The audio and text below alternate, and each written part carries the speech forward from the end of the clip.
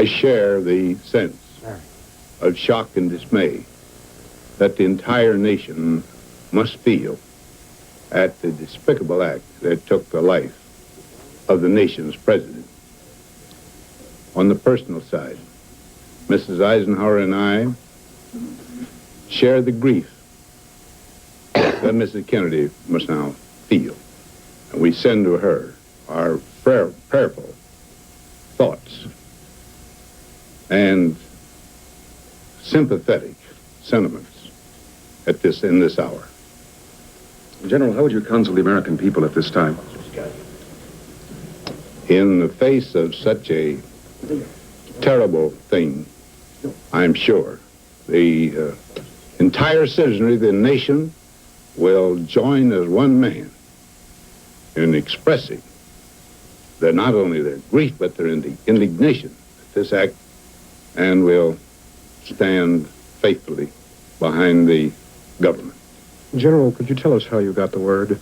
I was at a meeting for the United Nations, and while there, a member of the meeting was called out and came back and told us the news. Although at that time, we did not know the president was dead. We did not know when I got back here at that time that he was dead. But, matter of fact, we had the last message we had was one rather of hope. And the entire company merely paused for a minute at the request of the chairman, and each of us, in his own way, said a silent prayer for the president. Should there be any concern, sir, over national security at a time like this? No, I think the whole nation now would be almost all of us security agents. General Eisenhower, will the nation be all right in the few months ahead?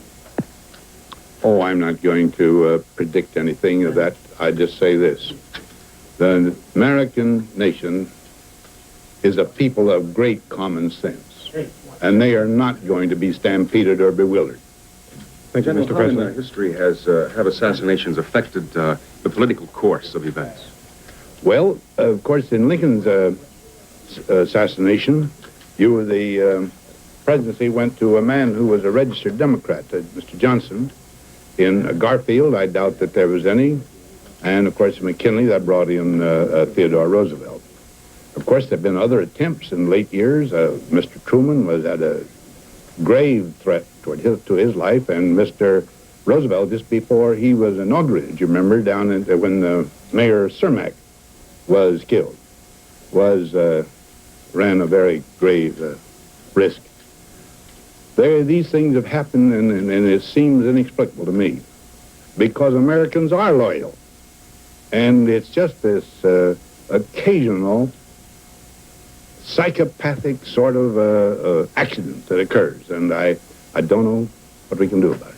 Could you say anything, General, about how people will feel abroad from all your experience with the United Nations and others? How will it be taken abroad? Well, I think they will be a bit bewildered. In the civilized countries of the world, this doesn't happen so often. And you remember in the starting of World War I, the murder of the Archduke Ferdinand, I think his name was. Why, this itself almost, is one of the contributory causes to that war. And, but here, I just don't know what happens. But we are a nation where our freedoms are allowed, or are observed in such a way that everybody is ready everybody is, you might say, capable of doing this if he's ready to put his own life on the line. General, how will you spend the rest of today and tomorrow? How will you spend the rest of today and tomorrow? I have canceled the dinner date that I had for tonight. Tomorrow, I'm going immediately to my home, and if I'm wanted for any purpose whatsoever, I will, of course, be available. Would you have any advice for the American people at this time? No, as I said, I know the American people will stand solid, and they will not be stampeded. Thank you, Mr. President. All right. Thank you very much. Good night, fellows.